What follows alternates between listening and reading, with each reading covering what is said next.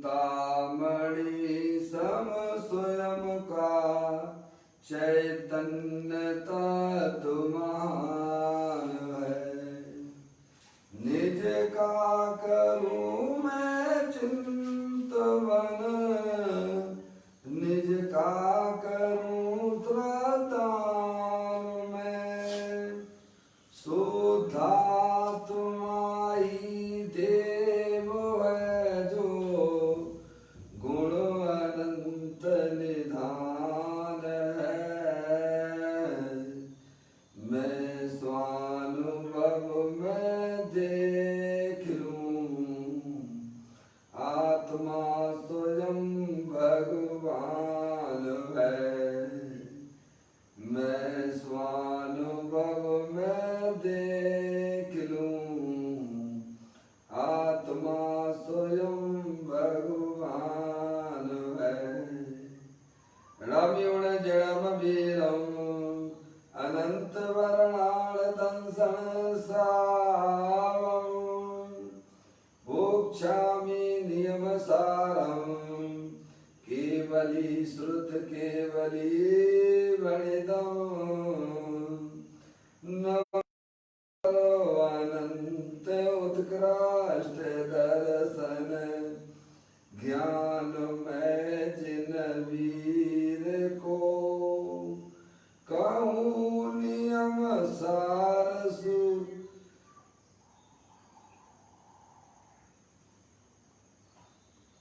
देखिएगा यहाँ पर श्री नियम सार जी नामक यह परम आध्यात्मिक ग्रंथ स्वाध्याय हेतु यहाँ विराजमान है। आज से 2000 वर्ष पहले इस महान पवित्र ग्रंथ की रचना आचार्य श्री कुंद कुंद देव द्वारा इसी पवित्र भूमि पर की गई। ग्रंथ का नाम नियम सार है। नियम से करने योग्य कार्य अपनी आत्मा में सम्यक दर्शन, सम्यक ज्ञान, सम्यक चारित्र रूपी निर्मल पर्याय, पवित्र पर्याय, मोक्ष मार्ग रूपी पर्याय प्रकट करना, क्योंकि वह स्वयं सुख स्वरूप है और अनंत सुख का है। अनादिकाल से हमारे आपके आत्मा में पर को अपना जानने वाली, पर को अपना मानने वाली, पर के साथ संबंध रखने वाली ऐसी मोर आदेश रूपी मलिन पर्याय, अपवित्र पर्याय प्रकट है, जो स्वयं दुख स्वरूप है और अनंत दुख का कारण है। ऐसी मोरादेश रूपी अपवित्र पर्याय का अपनी आत्मा में से उसका अभाव करना और सम्यक दर्शन ज्ञान चारित्र रूपी निर्मल पर्याय, पवित्र पर्याय, मोक्ष मार्ग रूपी पर्याय को प्रकट करना। ऐसे कार्य की प्राप्ति जिनवाणी माता के माध्यम से अपने आत्मा के स्वरूप को पहचानना। अपनी जो आत्म वस्तु है वह परद्रव पर भावों से भिन्न है और अनंत शक्तियों सहित, ज्ञानादि अनंत शक्तियों सहित तीनों काल विद्वान वस्तु है। ऐसे ज्ञायक प्रभु परमात्मा का माँ जनवाणी माता के द्वारा परिचय करके तत्पश्चात शरीर और रागादिक ये सब कर्मकृत वस्तुएं हैं। इनका हमारे आत्मा के साथ में किसी प्रकार का कोई संबंध नहीं है। इस प्रकार सम्यक वेद ज्ञान पूर्वक शरीर रागादिक का लक्ष्य छोड़ के अंदर जो अखंड ज्ञान ज्योति स्वरूप भगवान आत्मा है उसमें ही अपनापन स्थापित करना, उसी को निज रूप से जानना और उसी में ही अपनी पर्याय को मग्न करना। इसे अरिहंत परमात्मा आचार्य भगवंत मुनराज इसे धर्म कहते हैं। देखिएगा वहाँ इसकी चर्चा ग्रंथ के अंदर आई हुई है। यहाँ नियम सार जी ग्रंथ चल रहा है, चौथा अधिकार है जिसका नाम व्यवहार चालित अधिकार है। मुनिराज की 28 मूल गुणों की चर्चा आई है। पंच महाव्रत पंच समिति की चर्चा अपन पढ़ चुके हैं। अभी यहाँ गुप्ती के स्वरूप की चर्चा चल रही है।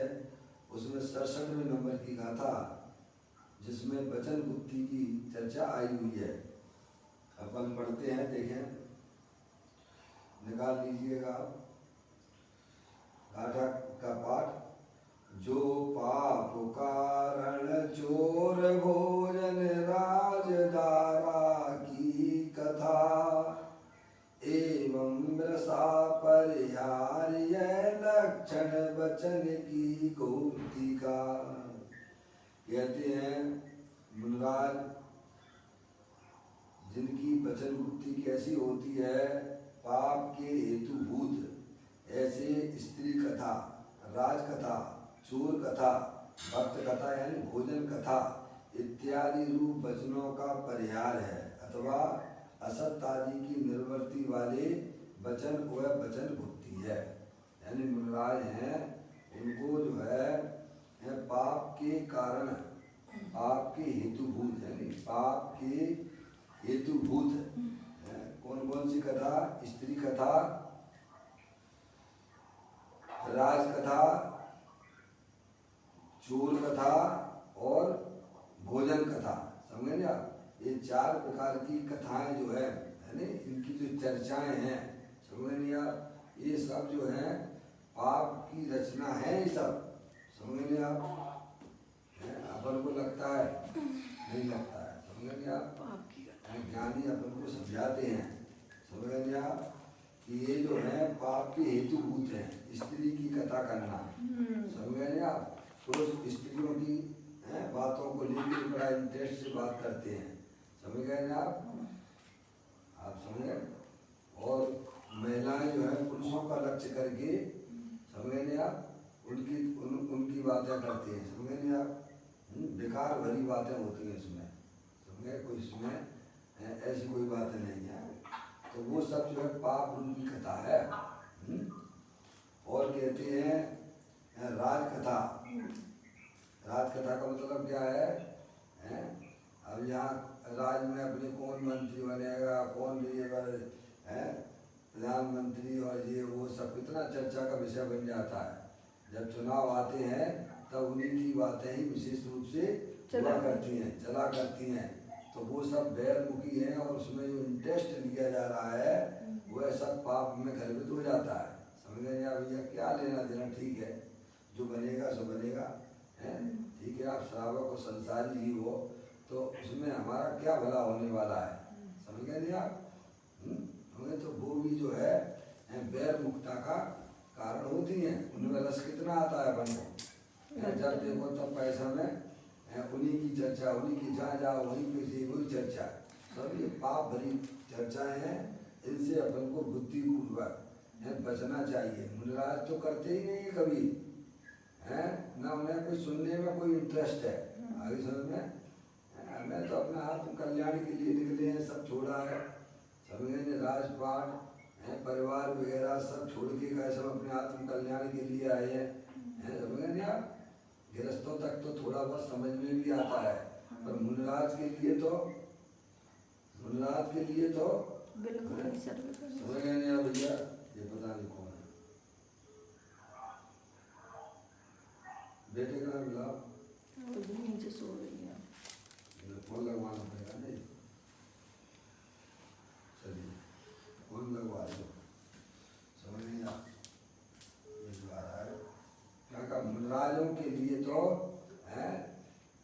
इन चर्चाओं में कोई इंटरेस्ट नहीं है, चाहे वो स्त्री कथा हो, चाहे वह राज कथा हो, और चाहे वह चोर कथा हो, और चाहे वह भोजन की कथा हो। ये चूंकि एकदम जो है पाप भरी चर्चाएं हैं, इसीलिए मुनिराज तो कभी ना तो सुनते हैं और ना का सब वचनों के द्वारा उनको करते हैं। समझ आप। ये यहाँ बताइए पाप भरी जो चर्चा है ना, पाप के हेतुभूत ऐसी स्त्री कथा, राज कथा, चोर कथा, भोजन कथा इत्यादि रूप वचनों का परिहार यानी त्याग है, समझे नहीं आप। अथवा असत आदि की निर्वृत्ति वाले वचन वह वचन गुप्ती है। मुंडराज है, अभी उनकी पर्याय में पूर्ण केवल ज्ञान की प्राप्ति अभी नहीं हुई है, यानी अल्प राग की पर्याय शुभ राग की पर्याय है। 28 मूल गुण पालने का शुभ भाव उनकी पर्याय में है, लेकिन अशुभ भाव का तो वहाँ अस्तित्व नहीं है, इसीलिए वह व्यवहार वचन गुप्ती हो गई है। और निश्चय वचन गुप्ती तो यह है कि वह कुछ नहीं, बस जो है अपने आत्मा को अपना जानना, अपनी आत्मा को अपना मानना और अपनी आत्मा में ही वास्तव में लीन होना है। तो वो जो पर्याय में शुद्धता प्रकट हुई है वह निश्चय से वचन गुप्ती यहाँ कही जा रही है। अब देखिएगा इसी गाथा के ऊपर कल अपन ने गाथा और टीका दोनों पढ़ी थी, आज पूज्य गुरुदेव श्री इस गाथा के ऊपर जो अपना व्याख्यान कर रहे हैं वह अपन पढ़ लेते हैं। देखा यहाँ वचन गुप्ती का स्वरूप कहा है, ठीक है, यह व्यवहार वचन गुप्ती की बात है। गाथा में जो बात बताई गई है यह व्यवहार वचन गुप्ती की बात आई है, शुभराग की बात है, निश्चय गुप्ती की बात आगे आएगी। क्या कहते हैं गुरुदेव श्री, यह जो गाथा में बात बताई गई है वह व्यवहार वचन गुप्ती की बात है कि मुनराज हैं वह ना तो पाप के जो कारणभूत स्त्री कथा, राज कथा, चोर कथा और भोजन कथा वचनों के द्वारा नहीं करते हैं, उनका अंदर में उस जाति का विकल्प भी नहीं है, समझ करना ही नहीं है, उस जाति का उनके अंदर में विकल्प भी नहीं है। समझ लें आप, विकल्प अगर हो और नहीं करें तो वो तो अशुभ भाव हो जाएगा। क्या हो जाएगा, क्या कहा, अंदर में है भाई साहब कसाय तो हो, लेकिन हम बोल नहीं रहे क्योंकि मैं मुनि हूँ, तो वह तो अशुभ परिणाम हो गया। समझेंगे आप, उनके पर्याय में अशुभ इस प्रकार के परिणाम होते ही नहीं है, तो करने की बात तो बहुत दूर की बात हो जाती है। इसीलिए ऐसे व्यवहार से वचन गुप्ती कहते हैं। अब देखिए एक बात तो ये कही, फिर कहा जिन्हें काम अति वृद्धि को प्राप्त भी हो, पदम प्रबंधाई देव मुनराज की टीका को लेके यह चर्चा यहाँ की जा रही है। कहते हैं जिन्हें काम अति वृद्धि को प्राप्त भी हो, ऐसे कामी जनों द्वारा की जाने वाली और सुनी जाने वाली ऐसी जो स्त्री की संयोग वियोग जनित विविध वचन रचना, स्त्रियों संबंधी बात, वही स्त्री कथा है। स्त्री कथा क्या है, स्त्रियों के बारे में जो बात की जाती है, समझ आप, संयोग की व्यक्तियों को भी गुरुदेव श्री कहेंगे, जिन्हें काम की वासना अति वृद्धिगत है। क्या, जिन्हें काम की वासना अति वृद्धिगत हुई है, ऐसे कामी जनों द्वारा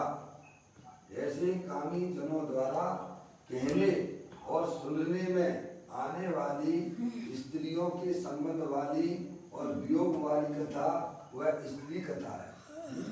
अंदर में जिनको तीव्र पाप का परिणाम कामी जनों द्वारा जिनका निरंतर उपयोग बस क्या है समय किसमें रहता है, समझ गया, पुरुष है तो स्त्री के बारे में सोचता रहता है, समझ नहीं आप, और महिला है वे पुरुष के बारे में सोचती रहती हैं। ये अनादिकाल की कुटेव है, समझ में आया भैया, ये पाप रूप है। समझ गए, ऐसे सम्यक वेद ज्ञान के द्वारा ज्ञानी जीवों ने उनका लक्ष्य छोड़ा है। समझ गए आप, जब तक हमारी पर्याय में सम्यक वेद ज्ञान नहीं होगा, जनवाणी माता का अभ्यास नहीं होगा, तब तक हमारी पर्याय में यह जो अनादिकाल की कुटेव चली आ रही है, समझ गए आप, तो वह कभी छूट नहीं सकती है। उसके लिए तो वास्तव में आपको अंदर में उसका स्वरूप समझना होगा, और स्वरूप समझ के अंदर में भाई साहब आपकी कल्याण की भावना है, तो वह जो है कैसा में सम्यक वेद ज्ञान के द्वारा वह पाप रूपी पर्याय वह आपकी आत्मा में से अलग हो जाएगी, और कोई दूसरा उपाय नहीं है। यही उपाय समस्त हैं समस्त ज्ञानी जन करते हैं। तो कहते हैं जिन्हें काम की वासना अति वृद्धिगत हुई है, ऐसे कामी जनों द्वारा कहने और सुनने में आने वाली स्त्रियों के संबंध वाली है तथा व्योग वाली कथा वह सब स्त्री कथा में आती है। मुनि को उस स्त्री कथा का त्याग होता है। स्त्री कथा का त्याग यानी अंदर में ऐसे अशुभ परिणाम है जो हमारी आत्मा को बहुत कमजोर कर देते हैं। समझ में, आप ध्यान रखिएगा, हम बहुत इम्यूनिटी की बात करते हैं। इम्यूनिटी शरीर की करना है कि आत्मा की? शरीर तो जड़ है, मुर्दा है, क्या है?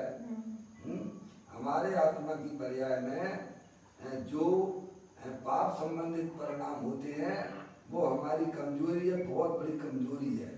समझ में आया? आपको अपनी जो है अगर पर्याय में ताकत बढ़ाना हो तो क्या करना? भगवान की भक्ति करना, पूजा करना है, और उन्होंने जो मार्ग बताया है उस मार्ग की प्रतीति करना। क्या करना भाई?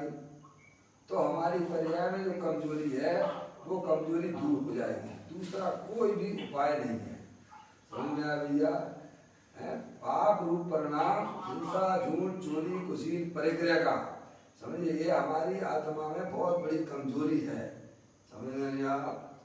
और इसको दूर करने में अरिहंत भगवान की भक्ति, पूजा, स्वाध्याय, समझ में आई भैया?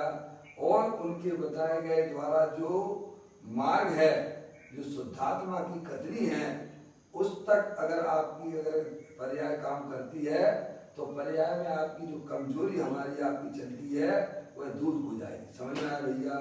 उनकी कथाओं करने से, उनके पीछे भागने से हमारी पर्याय में बहुत बड़ी कमजोरियां पैदा हुआ करती हैं। समझ में आया भैया? उन्हें आप दूर कर सकते हो, हर जीव दूर कर सकता है। एक द्रव दूसरे द्रव पर कुछ भी नहीं कर सकता। क्या कहा? ये अनादि अनंत सत्य है। क्या भाई साहब? पप्पू भैया, ऐसे हिंसा के परिणाम, झूठ के परिणाम, कुशील के परिणाम, चोरी के परिणाम, ये सब हमारे आत्मा की पर्याय में बहुत बड़ी कमजोरी उत्पन्न करते हैं। समझ में आया? हम समझते हैं कि हम बहुत बढ़िया काम कर रहे हैं। अरे बढ़िया काम तो जब कहलाएगा भैया जब तुम अपने आत्मा को पहचान कर उनकी शक्तियों को पर्याय में व्यक्त करोगे। क्या कहा भाई?